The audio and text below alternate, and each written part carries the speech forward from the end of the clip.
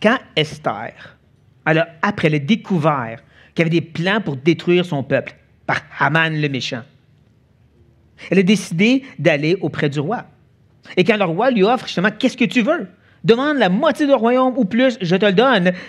Elle ne dit rien. À la place, elle l'invite à un repas. Lui et Haman. Les deux y vont.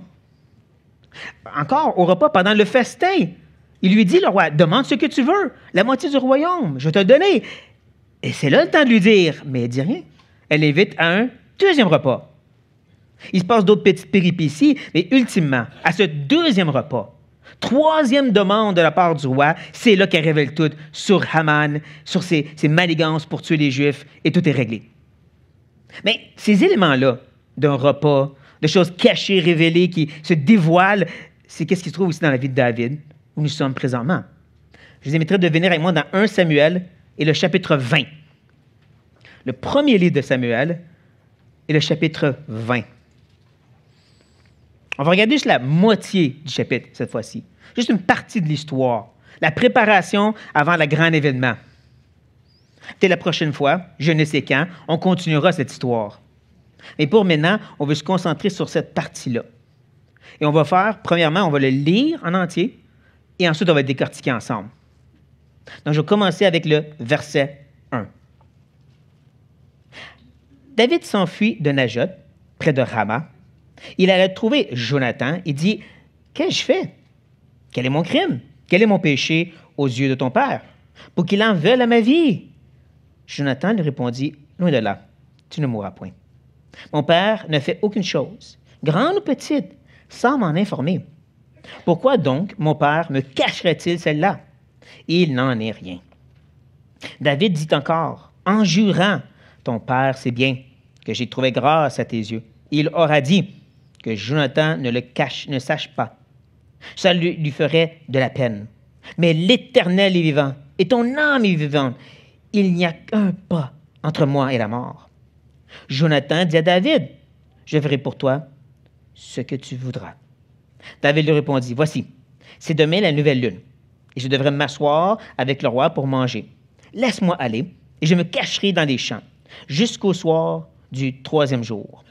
Si ton père remarque mon absence, tu diras, « David m'a prié de le laisser aller faire une course à Bethléem, sa ville, parce qu'il y a pour toute la famille un sacrifice annuel. » Et s'il dit, « C'est bien, ton serviteur alors n'a rien à craindre. » Mais si la colère s'empare de lui, sache que le mal est résolu de sa part. Montre donc ton affection pour ton serviteur, puisque tu as fait avec ton serviteur une alliance devant l'Éternel. Et s'il y a quelque crime en moi, ôte-moi la vie, toi-même. Car pourquoi me cacheras-tu? Pourquoi me mèneras-tu jusqu'à ton père? Jonathan lui dit, loin de là, la pensée que je ne t'informerai pas. Si j'apprends que le mal est résolu de la part de mon père et menace de t'éteindre. David dit à Jonathan, qui m'informera dans le cas où ton père te répondra durement? Jonathan dit à David, viens, sors dans les champs. Ils sortirent tous deux dans les champs. Jonathan dit à David, je prends témoin l'Éternel, le Dieu d'Israël. Je sonderai mon père demain ou après-demain. Et dans le cas où il serait bien disposé pour David, si je n'envoie vers toi personne pour t'en informer, que l'Éternel traite Jonathan dans toute sa rigueur. Dans le cas où mon père trouverait bon de te faire du mal, je t'informerai aussi. Et je te laisserai partir, afin que tu t'en ailles en paix et que l'Éternel soit avec toi, comme il a été avec mon père. Si je dois vivre encore, veuille user envers moi de la bonté de l'Éternel. Et si je meurs, ne retire jamais ta bonté envers ma famille, pas même lorsque l'Éternel retranchera chacun des ennemis de David de dessus la face de la terre. Car Jonathan a fait alliance avec la maison de David. Que l'Éternel tire vengeance des ennemis de David. Jonathan protesta encore auprès de David de son affection pour lui, car il l'aimait comme son âme. Jonathan lui dit, c'est demain la nouvelle lune.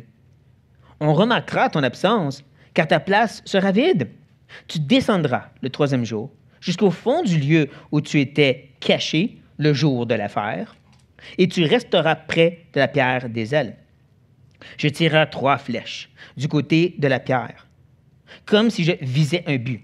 Et voici, j'enverrai un jeune homme et je lui dirai, va, trouve les flèches. Si je lui dis, voici les flèches sont en deçà de toi, prends-les. Alors viens, car il y a en paix pour toi. Et tu n'as rien à craindre, l'Éternel est vivant. Mais si je dis au jeune homme, voici les flèches sont au-delà de toi, alors va-t'en, car l'Éternel te renvoie. L'Éternel est à jamais témoin de la parole que nous sommes donnés l'un à l'autre. La dernière fois qu'on a vu David, il était avec Saül. Tout semblait bien aller jusqu'à ce qu'il voit une lance revoler contre sa face. Et qu'il se sauve pour sa vie. On comprend ça. Tu ne restes pas pour poser des questions. « Hey, t'as-tu fait semblant? » Mais en même temps, il n'a pas le temps de réfléchir parce qu'il arrive chez lui et déjà, il y a des soldats à sa porte. Sa femme qui lui dit, « Si tu ne pars pas maintenant, tu vas mourir. » Donc, il se sauve. Il se rend chez Samuel, la seule autre personne à qui il peut penser. Cet homme de Dieu, entouré d'autres hommes de Dieu, je vais être en sécurité. Et déjà, il y a des soldats à sa porte encore. Comme si il n'y a pas le temps de réfléchir à ce qui se passe. On peut comprendre David qui est un peu en panique. Peut-être ceci se passe en l'espace de quelques jours. Il veut comprendre qu'est-ce qui arrive. Et la seule idée qui est en tête, c'est « Je vais aller voir mon ami Jonathan. » Comme on voit dès le verset 1. Il alla trouver Jonathan. Il était où, Jonathan? Pas important. Comment est-ce que David l'a trouvé? Pas important. Il alla trouver Jonathan. Encore, ça, c'est les détails que le narrateur prend le temps de nous mentionner. Prenez note, c'est David qui va trouver Jonathan et pas l'inverse. Pourtant, il y a d'autres moments plus tard, lorsque Jonathan sait que David est inquiet, que lui va aller vers David. Ceci démontre que peut-être Jonathan ne savait pas ce qui se passait. Hein, on voit le reste de l'histoire, puis on se dit, Jonathan, tu ne savais pas? Probablement pas. Il était un général comme les autres. Peut-être qu'il était en mission ailleurs. Il n'était pas dans le château avec Saül quand il a fait sa folie. Et donc, c'est possible qu'il n'ait rien entendu de ça. Qu'il était un peu perplexe comme David. De quoi tu parles? Pourquoi tu parles de ta mort présentement? Non, c'est David qui était trouvé Jonathan. Il s'est tourné vers lui. Et là, il lui pose ces questions remplies d'anxiété et d'inquiétude. Qu'ai-je fait? Quel est mon crime? Quel est mon péché? Ah, il veut comprendre qu'est-ce qui arrive. Mais c'est vraiment négatif. Automatiquement, il s'imagine la circonstance, c'est qu'il a mal agi, qu'il est en train d'être jugé ou condamné pour du mal qu'il a fait. N'est-ce pas qu'on tombe des fois dans ce même piège? Lorsque des circonstances difficiles arrivent dans notre vie. Qu'est-ce que j'ai fait de mal? Pourquoi Dieu me punit? Mais voyons donc. Pourquoi qu'il a un problème maintenant? Pourquoi la maladie? Dieu me punit? On tombe dans ces mêmes pièges-là. On fait comme David, on essaie de lire les circonstances pour essayer de comprendre les pensées et le cœur de Dieu. Et il va continuer à faire ça avec le roi Saül, encore et encore. À essayer de découvrir qu'est-ce qui se passe dans le cœur de cet homme à sa façon. Il faut faire attention de ne pas tomber à ce piège. Jamais la Bible nous dit qu'on peut comprendre les manigances de Dieu de par les circonstances qui sont devant nous. On est appelé à marcher par la foi. Trop souvent, on tombe dans le piège, mais châtiment, discipline de Dieu. Le mot parle de formation, parle du fait que Dieu fait travailler toutes choses à notre plus grand bien pour nous façonner à l'image de son Fils. Romains 8, 28 et 29.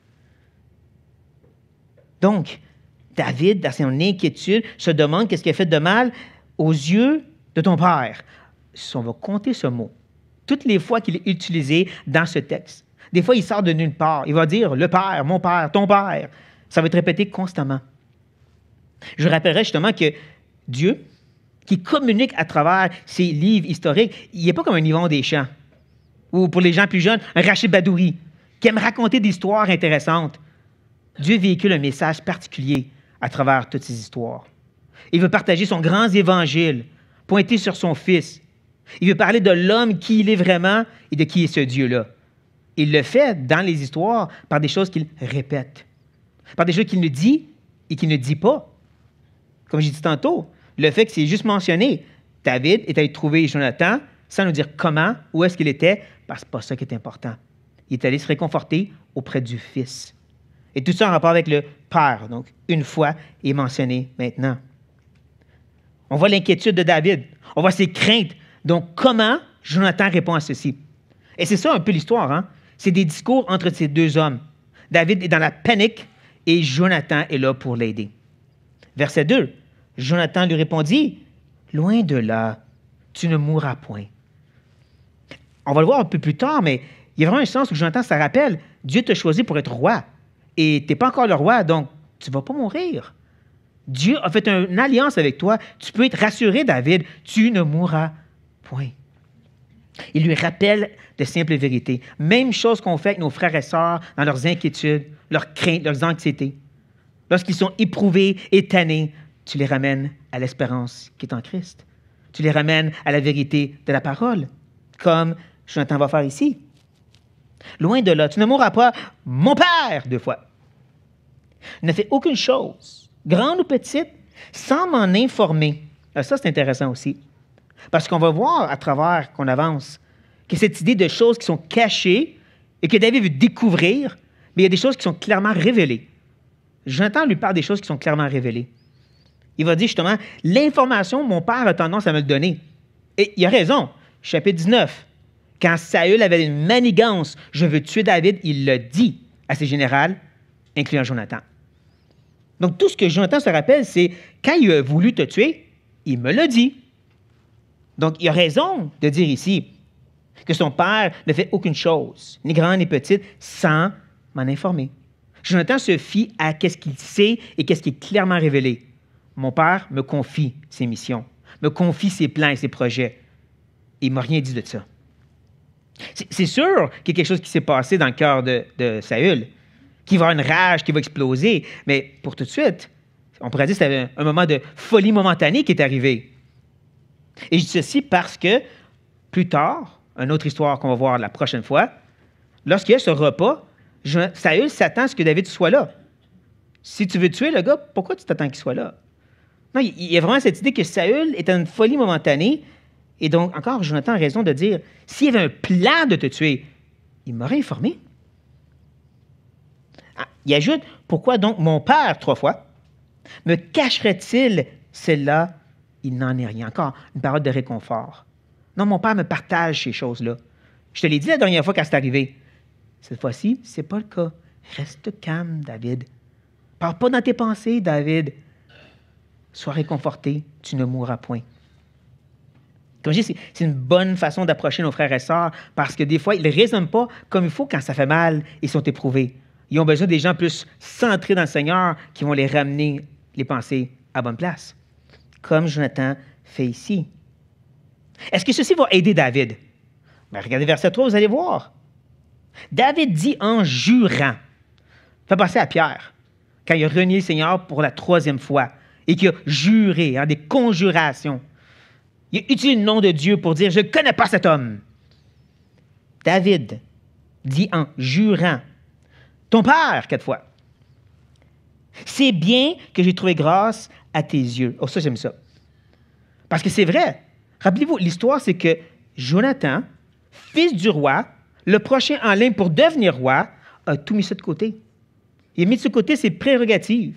Il a littéralement donné son armure et ses armes et tout ce qui représente sa royauté à David. Puis dire, je m'allie avec toi et ta royauté maintenant. C'était grâce, ça. Jonathan ne lui devait rien de ça. Jonathan avait tous les droits de dire, je suis le fils du roi, je suis le prochain en ligne pour être roi. T'es qui, toi, David? Non, c'est ta grâce qui a fait envers David ici, comme l'Éternel fait envers nous. Mais là, David ajoute, il aura dit que Jonathan ne le sache pas. Cela lui ferait de la peine. C'est quand que Saül a dit ça? C'est nullement écrit. C'est tout dans la tête de David. Il s'imagine qu'il y a eu cette conversation-là dans sa tête. Il s'imagine que Saül s'est dit, je ne peux pas en parler à Jonathan parce qu'il va avoir de la peine. Mais nullement, la parole nous dit que c'est arrivé. David part de ses pensées. Il attribue des émotions et des réflexions à Saül qui n'a aucun droit de faire. Et là, ça devient dangereux, parce que c'est que tu es en train de partir dans ta chair.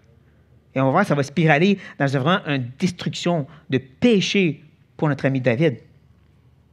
Donc, il s'imagine des émotions, et là, il ajoute, « Mais l'Éternel est vivant. » Ça, c'est une expression qui parle vraiment comment Dieu est notre barre. Comment Dieu est avec nous. L'Éternel est vivant, on va conquérir. L'Éternel est vivant. Et ton âme est vivante. il n'y a qu'un pas entre moi et la mort. Il utilise le nom de Dieu pour dire c'est sûr que je vais mourir. Je suis désolé, mais ça, c'est le nom de Dieu en vain. Il proclame le nom de l'Éternel qui est vivant pour dire c'est sûr que je vais mourir. Pourtant, Jonathan a dit tu ne mourras point. Ah, puis il va essayer de lui rappeler ne t'inquiète pas, tu vas devenir roi. Mais David dit à la place l'Éternel est vivant et il veut me faire mourir. Comme je dis, c'est utiliser le nom de Dieu en vain ici. C'est de proclamer ce merveilleux nom pour blasphémer. Ça, c'est David présentement dans sa crainte, son inquiétude, son état de chair. C'est quand même assez sérieux. Voici où est-ce qu'est David présentement. Donc maintenant, Jonathan, c'est à son tour, va essayer de le réconforter au verset 4. Jonathan dit à David, « Je ferai pour toi ce que tu voudras. » Quand tu n'es pas capable d'aider un frère ou une soeur par des paroles, tu vas juste dire, « Je vais être là pour toi. » Comme Jonathan fait ici, n'est-ce pas? T'inquiète pas, je suis là pour toi. Tu te sens seul au monde, comme si tout est contre toi, même Dieu, moi je suis là pour toi. Mais on prend note de ça, hein? Qu'est-ce qu'il lui dit exactement? Je ferai pour toi ce que tu voudras. On met ça dans la poche droite. Il faut s'en rappeler. Maintenant, la réponse de David, est-ce qu'il est calmé? Es-tu rassuré maintenant? Vous l'avez deviné, non, il ne l'est pas. Et David lui répondit, voici, c'est demain la nouvelle lune, et je devrais m'asseoir avec le roi pour manger. Laisse-moi aller. Je me cacherai dans les champs jusqu'au soir du 3e jour. Où est-ce qu'il va être, David, selon verset 5? Dans les champs. Vous êtes d'accord avec moi? Dans les champs. Qu'est-ce qu'il dit au verset 6?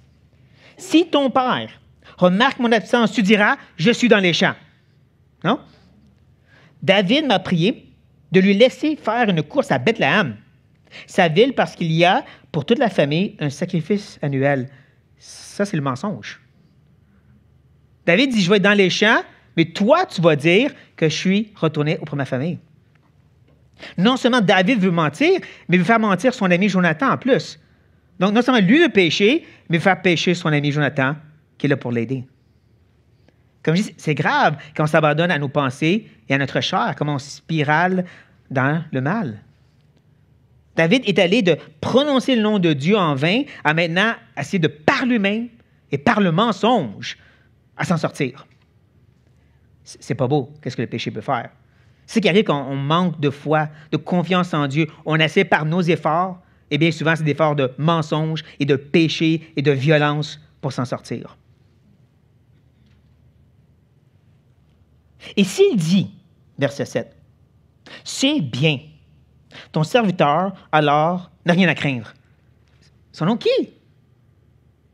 Selon qui? Qui te dit que parce qu'il répond « c'est bien », automatiquement, ça veut dire qu'il ne veut pas me tuer? Il peut garder sa rage intérieure. Il peut se dire, je ne vais pas me fâcher devant Jonathan. OK, c'est bien.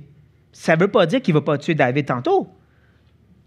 David, il crée un scénario où est-ce que ses méthodes vont vraiment exposer le cœur de Saül. Mais si la colère s'empare de lui, il va dire quoi? Exactement, pas important. Il se met en colère, ça prouve que le mal est résolu, vraiment écrit dans son cœur. Mais moi, je me mets un peu dans la peau de Saül. Tu fais un repas, tu t'attends que tes généraux soient là, puis là, le petit nouveau, il n'est pas là. Il se prend pour qui, lui? On peut comprendre une frustration momentanée qui n'est pas nécessairement centrée sur « j'ai et je veux tuer David ». C'est juste « il est qui pour objecter à mes commandements ». J'ai dit au général « on mange ensemble à la nouvelle lune », puis lui, il n'est pas là. Donc, on peut comprendre cette colère qui explose. Ça ne veut pas nécessairement dire que le mal est résolu en lui. Nous, on sait que c'est le cas. On sait que ça va exploser de plus en plus, que le cœur de Saül est tordu. Mais David, par ses manigances et manipulations, qui pense qu'il va l'exposer pour de vrai, c'est tout dans sa tête. C'est ça que le mal fait, c'est ça que le péché fait. On pense qu'on a vraiment compris les circonstances. On comprend les gens. On sait pourquoi il a fait ça. C'est grave. C'est David. Je l'ai dit, David, il n'est pas un homme à regarder, à suivre l'exemple moral nécessairement. C'est aussi un pécheur comme nous, qui a grandement besoin de la grâce de Dieu, comme nous en avons besoin. Parce que présentement, ce qu'il va faire maintenant au verset 8, mais avant d'y toucher, Je vais juste rappeler une petite quelque chose que Paul a mentionné à Timothée. Paul a dit ceci.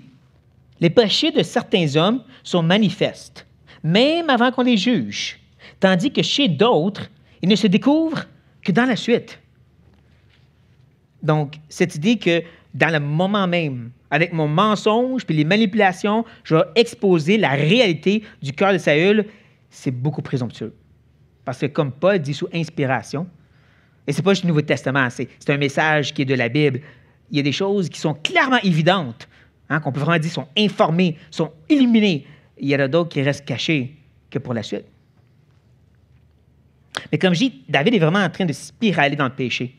Parce qu'au verset 8, il va utiliser 3 méthodes pour manipuler son ami Jonathan.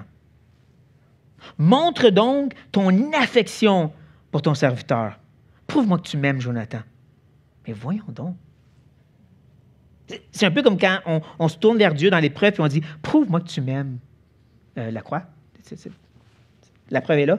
Je suis mort pour tes péchés, pour restaurer une relation avec toi. Ouais, mais prouve-le-moi. J'ai des promesses écrites ici.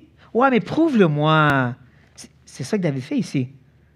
Jonathan qui est à ses côtés, qui est patient, qui est doux pour l'aider, la première chose qu'il lui dit, montre-moi, prouve-moi ton amour pour moi. Deuxième chose, puisque tu as fait ton serviteur une alliance devant l'Éternel. Encore, il utilise le nom de Dieu, mais c'est pour manipuler Jonathan. On a fait une promesse, moi puis toi. On a fait une alliance. Et là, ultimement, il va ajouter, s'il y a un crime en moi, ôte-moi la vie toi-même. Car pourquoi m'aimeras-tu jusqu'à ton père? Tue-moi s'il faut. Qu'est-ce que Jonathan lui a dit en premier? Tu ne mourras point. C'est ici que je reviens à notre poche droite. C'est quoi la chose que Jonathan lui a dit pour l'encourager? Je vais faire tout ce que tu me demandes. Le verset 8 n'est pas nécessaire. Pourquoi tu me parles de « prouve-moi ton amour » ? Pourquoi tu me rappelles de l'alliance, supposément? Pourquoi tu deviens un peu mélodramatique en disant « tue-moi donc » ? J'ai dit « je vais faire tout ce que tu me demandes ». C'est ça que le péché fait. On n'entend plus comme il faut ce que les gens nous disent. On commence à douter leur amour, leur soutien, comme David fait ici. Le piège dans lequel il se trouve, il est en train de s'enfoncer dans le péché, mes frères et sœurs. Parce qu'il est en train de douter et de questionner. Comme je dis, il utilise encore le nom de Dieu, mais c'est en vain. 2 fois, tu avais fait ça maintenant. Voici la réponse, tout patiente, tout douce, de Jonathan au verset 9. Il lui dit, « Loin de toi la pensée, que je ne t'informerai pas. Je vais te le dire, David. Je vais m'assurer que tu sois informé de ce qui se passe. Tu vas savoir qu'est-ce qui est dans le cœur de Saül. » Il y a justement, si j'apprends que le mal est résolu, David veut faire des manipulations pour exposer le cœur de Saül, mais Jonathan dit, moi, je vais l'apprendre. Ça parle de rechercher, d'analyser, d'étudier. On va le voir même après, il va encore revenir sur cette idée, je veux m'assurer que le mal est vraiment résolu dans le cœur de Saül. Je ne vais pas juste spéculer ceci par une sorte de manipulation que tu as eue. Moi, je vais m'assurer qu'il y a vraiment le mal résolu dans le cœur de mon père. Et on le voit justement dans l'histoire plus tard. On voit qu'il pose des questions à son père pour le challenger, pour voir pourquoi tu veux tuer David. Il ne veut pas juste accepter, il est en colère, voilà, je m'en vais. Non, il veut s'assurer, il veut analyser, il veut avoir l'information de ce mal qui est résolu de la part de qui encore? Mon père, 5 fois. Et je pense que je n'ai manqué un, mais bon. Oui, c'est vrai, verset 8. On est rendu à 6. Mais les paroles de Jonathan, encore si calmes, si douces, si patientes. Il fallait juste lui rappeler, je vais t'informer, David. Je vais m'assurer que tu vas savoir quoi faire. Je suis là pour toi comme je t'ai promis. Est-ce que ceci va rassurer David? Vous l'avez encore deviné, vous êtes vraiment bon. Non! Verset 10, David dit à Jonathan, qui m'informera? Dans le cas où ton père, cette fois, te répondra durement. Comment je vais savoir? On recule. Qu'est-ce que Jonathan vient de dire? Je vais m'assurer que tu vas avoir l'information. Comment je vais savoir? C'est un peu comme quand on a des interactions avec des gens, puis je viens juste te le dire. Hein? C'est un peu ça ici. David est tellement dans ses craintes et ses inquiétudes qu'il veut avoir tous les détails. Il veut tout le contrôle de la circonstance. Je veux être certain de savoir qu'est-ce qui se passe dans le cœur de Saül, selon mes plans et manigances, que tu vas faire à ma façon. Mais là, ensuite, je veux que tu me répondes et je veux savoir exactement comment tu vas me répondre. Je veux savoir exactement comment tu vas me partager l'information. Ceci va nous amener au plus grand discours qui est de Jonathan pour rassurer David. Donc, on continue. Première chose qu'on trouve, c'est qu'au verset 11, Jonathan dit à David, « Viens, sortons dans les champs. » Et ils sortirent tous deux dans les champs. Depuis tantôt, on voit que c'est vraiment que des discours entre David et Jonathan. À part la première partie, David s'enfuit, le narrateur il a comme disparu pour un temps. Il fait juste rapporter les paroles des gens.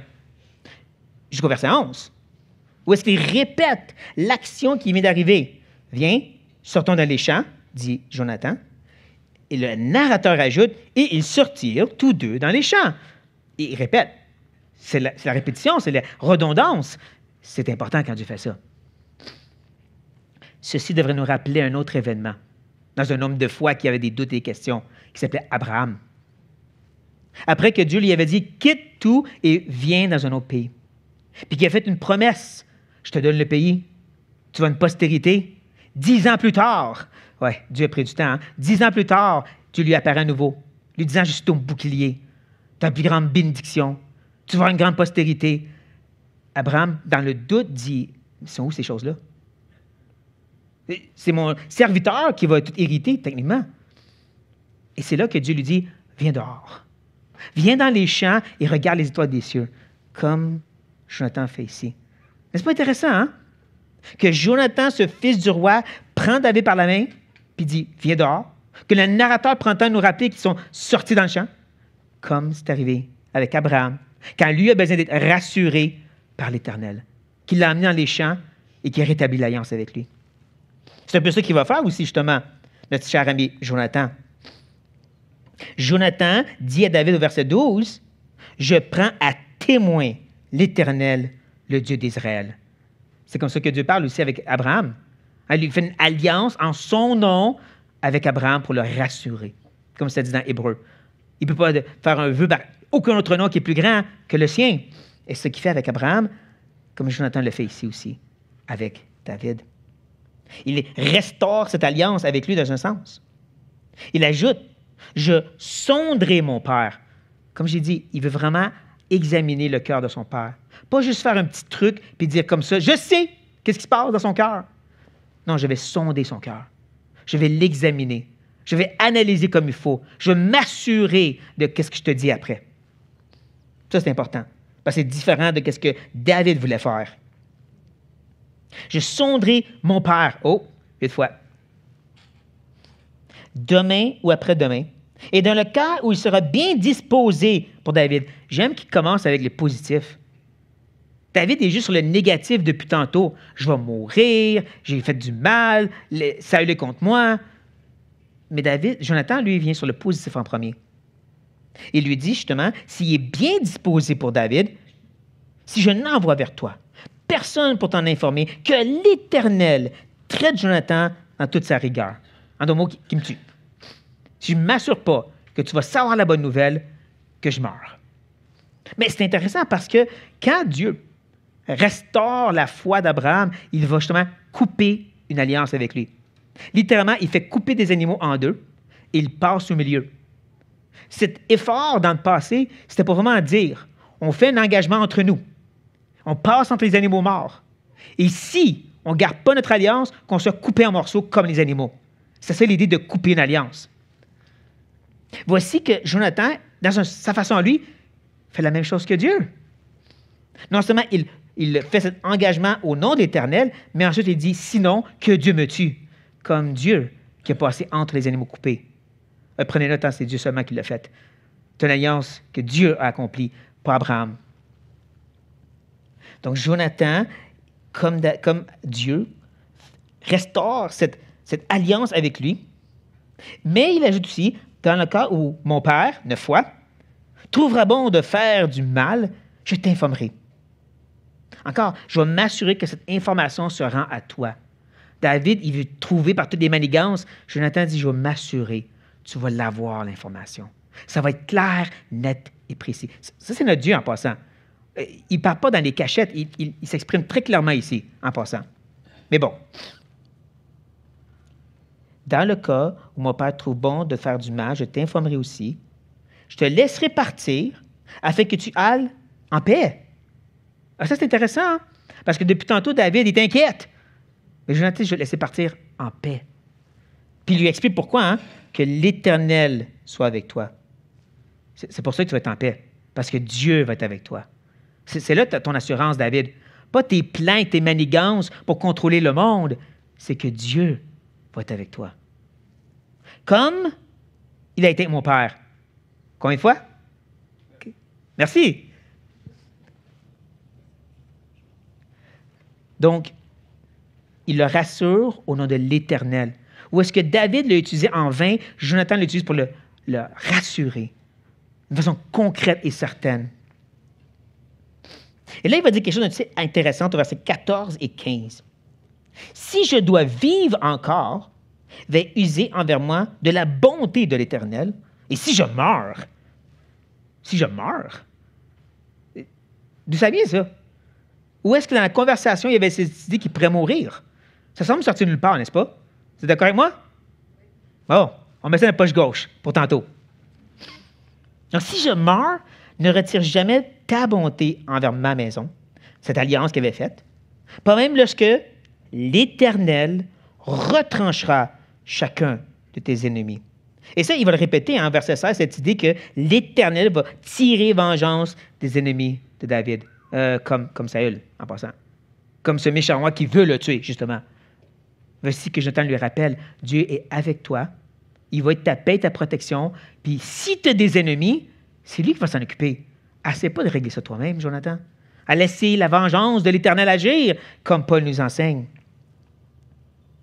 Non, il veut lui rassurer. Dieu est avec toi. Sa paix, sa protection est de ton bord. Et là, il ajoute justement, verset 16, on revient au début du verset 16, car Jonathan a fait alliance avec la maison de David. Hein? Encore ce rappel, il y a une alliance entre moi et toi, comme l'Éternel a fait une alliance avec la maison d'Abraham. Je sais pas, vous faites les liens ici. Mais ce n'est pas fini, parce que là, le narrateur, il y a encore quelque chose à nous dire. Il veut ajouter au verset 17, Jonathan protesta encore auprès de David de son affection pour lui. Vous vous rappelez le questionnement qu'avait David? Prouve-moi ton amour. Jonathan, à place de dire arrête-moi ça, a pris le temps de le rassurer dans son amour pour lui. N'est-ce pas beau? N'est-ce pas beau? Parce que nous, on va avoir la tendance à plus dire arrête de me questionner sur mon amour. Lui, il a cherché à le rassurer. Le narrateur a pris le temps de nous dire des choses qu'ils n'ont pas écrites. Combien de discours que Jonathan a ajoutés? Combien de mots as-tu dit pour protester, pour rassurer David de son amour? On ne sait pas. Pas important. Mais le narrateur devait nous dire qui a fait ça. Le narrateur devait prendre le temps de nous exposer que Jonathan a voulu rassurer David de son amour, comme Dieu fait envers nous, à maintes et maintes fois, même s'il devrait juste dire « Regarde, ça, c'est assez. » Mais c'est pas assez pour lui, on dirait. Mais bon. Il a fait ceci parce qu'il l'aimait comme son âme. On n'oublie pas cet amour puissant et profonde que Jonathan avait pour David. Et donc, il reste encore ce détail. Oui, mais comment tu vas me le dire? Je te l'explique au verset 18. C'est demain la nouvelle lune. On remarquera ton absence quand ta place sera vide. J'aime ce petit détail qui semble insignifiant. Ben oui, il va le remarquer. Parce que depuis tantôt, on voit que David lui veut découvrir les secrets dans le cœur des gens. Il veut essayer de sonder par ses méthodes. Mais Jonathan lui reste sur informer. Qu'est-ce qui est clair, net et précis? Je vais sonder, je vais ressortir la vérité. Et là, il dit, ça va être remarqué. Ça va être évident parce que tu ne seras pas assis à ta place. Tu comprends-tu comment ça marche, David? Il y a des choses évidentes, puis il y a des choses qu'on n'est pas sûr. Moi, je vais te ramener ces choses qui sont certaines, David.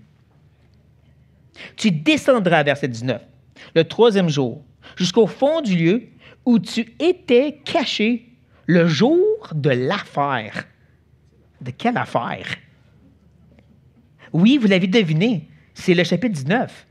À ce moment où est-ce que Saül a dit « Je veux tuer David, qui veut m'aider? » Et que Jonathan a dit à David « Va te cacher dans le champ. » Ça doit être la même place. Donc, il est en train de lui dire « Tu sais où aller, mais je ne veux pas te rappeler la raison que tu es allé là. Hein? Le jour de cette affaire. Pas le jour que mon père voulait te tuer, parce que tu penses déjà qu'il veut te tuer. » Il y a vraiment un sens où que Jonathan fait tout ce qu'il peut, en train d'être des beaux gants blancs pour réconforter David. Mais s'assurer qu'il va savoir où aller, quoi faire et comment agir ensuite. Juste pas trop l'inquiéter. Le jour de cette affaire, je tirai 3 flèches du côté de la pierre, comme si je visais un but. Voici, j'enverrai un jeune homme, je lui dirai, va trouver les flèches.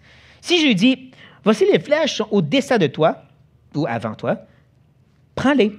Alors, viens, car il a paix pour toi. Encore, il commence avec la partie positive, la possibilité que Saül n'est pas fâché contre toi. Il veut le rassurer. Encore, prends-les pour toi. Tu n'as rien à craindre. L'Éternel est vivant. Ça vous dit quelque chose, cette petite expression? Vous vous rappelez quand David l'a utilisé pour parler du fait qu'il va mourir? Hein, qui a utilisé cette belle expression, « L'Éternel est vivant! » Et moi, je suis faite. Mais Jonathan, lui, l'utilise de façon très positive, de façon qui est supposée être utilisée. Si c'est réglé, si mon père n'est pas fâché contre toi, reviens, l'Éternel est vivant. Drôlement différent, n'est-ce pas? Mais, verset 22, si je dis au jeune homme, voici les flèches sont au-delà de toi, alors va-t'en. Ne manquez pas, car l'Éternel te renvoie. Car mon père veut te tuer? Car tu as des ennemis? Car il faut que tu restes en vie? Car l'Éternel te renvoie. Il veut lui rappeler, c'est Dieu qui est au contrôle. Ça se peut que mon père veut te tuer, mais c'est Dieu qui est au contrôle. Ça se peut que tu vas devoir aller ailleurs et te cacher pendant plusieurs années. Ça vient de Dieu, ça, pour te former, pour te préparer pour l'appel qu'il y a pour lui, pour toi. C'est l'Éternel qui te renvoie. J'aime cette parole-là.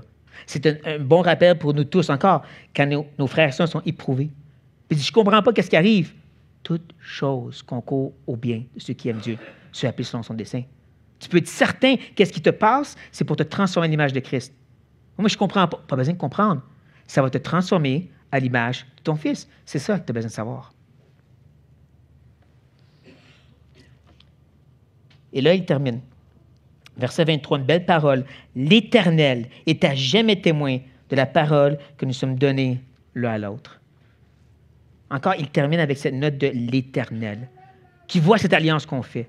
Cette promesse que je te fais, je vais m'assurer que tu vas savoir quoi faire, que Dieu va être avec toi.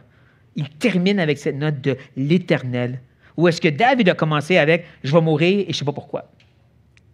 Vraiment différent. Vraiment différent. Où est-ce qu'on a compté les nombres de fois qu'il a dit « Père », on pourrait aussi faire la même chose avec l'Éternel, parce que c'est revenu énormément de fois dans la bouche de Jonathan. Et c'est là que je me demande si vous commencez à voir le lien entre ce père et son fils, qui agit comme médiateur pour le pécheur David, pour restaurer la relation avec le père. Ah! C'est l'Évangile. C'est l'Évangile qui est en train de transpirer hors du texte. Parce que nous sommes de ceux qui ont vraiment péché contre le Père, qui sont vraiment dignes de mourir en soi. Qu'on n'est pas des bonnes personnes, qu'on n'est pas des gens qui, par nos pratiques religieuses, peuvent accepter par un Dieu qui est 3 fois saint. Moi, je ne suis pas si pire. C'est là que je vous rappelle, quand Paul dit à Timothée que certains péchés vont être révélés plus tard, il fait sûrement référence au jugement du grand trône blanc. À ce moment où les livres vont être ouverts, tous les cœurs exposés, puis la vérité va être montrée devant tous. Tu es un pécheur, tu haïs Dieu et tu mérites d'être rejeté de sa part pour toujours. C'est le cas pour tous.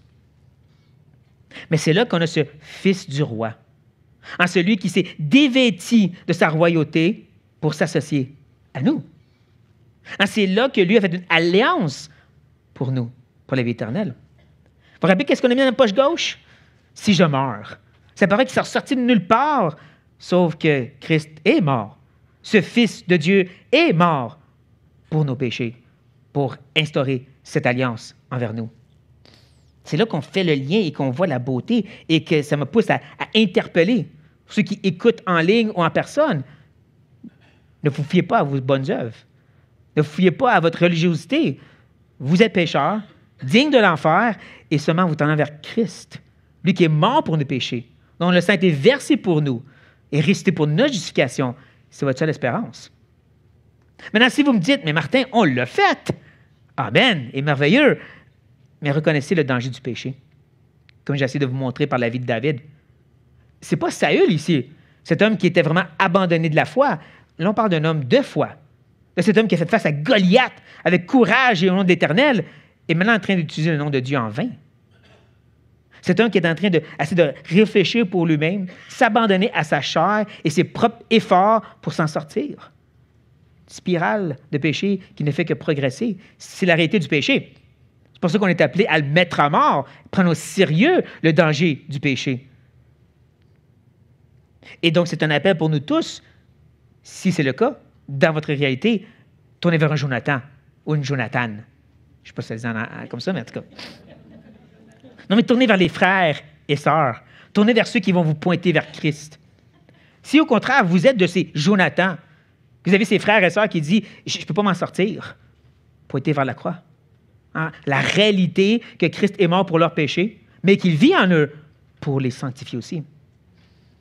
C'est ça qu'il faut revenir à cette vérité.